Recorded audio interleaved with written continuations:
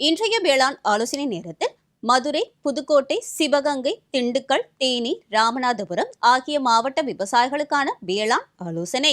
சம்பா நெல் பயிரில் இலை மடக்கு புழு தாக்குதல் பரவலாக காணப்படுகிறது. இதனை கட்டுப்படுத்த புரோபனோபாஸ் 50 ஏக்கருக்கு 400 மில்லி வீதம் 200 லிட்டர் தண்ணீரில் கலந்து கைத்தெளிப்பான் மூலம் தெளிக்கவும். நெல் பயிரில் வெள்ளை தத்துப்பூச்சியின் தாக்குதல் பரவலாக தென்படுகிறது. இது நெற்பயிரின் சாற்றை உறிஞ்சி பயிர் வளர்ச்சியை தடுக்கிறது. தாக்குதலின் போது வட்டமான மஞ்சள் நிற திட்டுக்கள் தோன்றி பின் உடனே பயிர் காய்ந்து பழுப்பு நிறமாக மாறிவிடும். பின் முழு வயலையும் தாக்கிவிடும். இரவு நேரங்களில் மாலை 6 மணி முதல் 8 மணி வரை வெள்ளை நிற விளக்கு பொறிகளை 1 ஏக்கருக்கு 4 என்ற எண்ணிக்கையில் 2 மீட்டர் உயரத்தில் வயலில் வைத்து பூச்சிகளின் நடமாட்டத்தை கண்காணிக்கலாம்.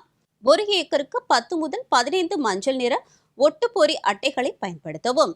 1 ஹெக்டேருக்கு 30 லிட்டர் இலுப்பை எண்ணெய் 6% அல்லது 15 லிட்டர் வேப்ப எண்ணெய் 3% இவற்றில் ஏதேனும் ஒன்றை தண்ணீரில் கலந்து தெளித்து கட்டுப்படுத்தலாம். உளுந்து பயிரில் இலைவழி நுண்ணூட்டம் தெளிப்பது நல்ல பலன் கிடைக்கும்.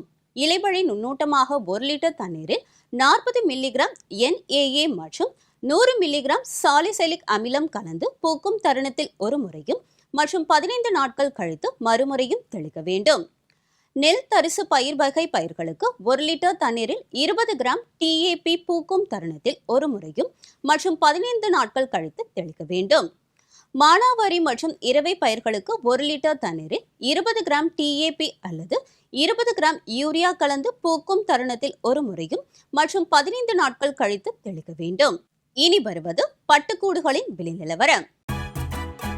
பைவோல்டின் பட்டுக்கூடு கிலோ ஒன்றிற்கு தருமபுரியில் குறைந்தபட்சமாக 553 ரூபாய்க்கும் அதிகபட்சமாக 865 ரூபாய்க்கும் சராசரியாக 781 ரூபாய்க்கும், கோவையில் குறைந்தபட்சமாக 711 ரூபாய்க்கும் அதிகபட்சமாக 804 ரூபாய்க்கும் சராசரியாக 752 ரூபாய்க்கும், சேலத்தில் குறைந்தபட்சமாக 552 ரூபாய்க்கும் அதிகபட்சமாக 850 ரூபாய்க்கும் சராசரியாக 688 ரூபாய்க்கும், உடுமலைப்பேட்டையில் குறைந்தபட்சமாக 580 ரூபாய்க்கும் அதிகபட்சமாக 757 ரூபாய்க்கும் சராசரியாக 668 ரூபாய்க்கும், ஓசூரில் குறைந்தபட்சமாக 490 ரூபாய்க்கும் அதிகபட்சமாக 840 ரூபாய்க்கும் சராசரியாக 789 ரூபாய்க்கும், வாணியம்பாடியில் குறைந்தபட்சமாக 690 ரூபாய்க்கும் அதிகபட்சமாக 845 ரூபாய்க்கும் சராசரியாக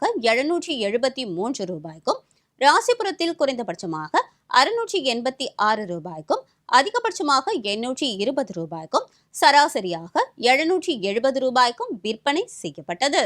இனி வருவது வேளாண் வானிலை.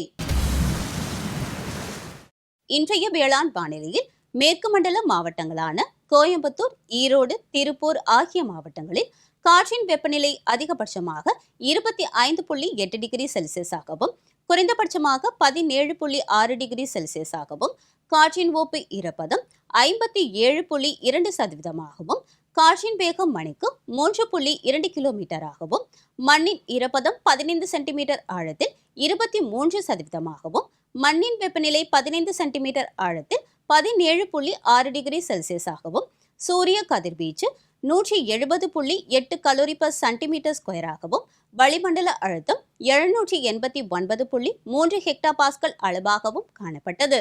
வானிலை முன்னறிவிப்பு. உழவர்களுக்கான வானிலை முன்னறிவிப்பு. தமிழகம், புதுவை மற்றும் காரைக்கால் பகுதிகளில் வறண்ட வானிலையே நிலவக்கூடும்.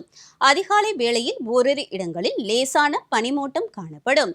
ஓரிரு இடங்களில் லேசான மழை பெய்யக்கூடும். இரவு மற்றும் அதிகாலை வேளைகளில் லேசான பனிமூட்டம் காணப்படும்.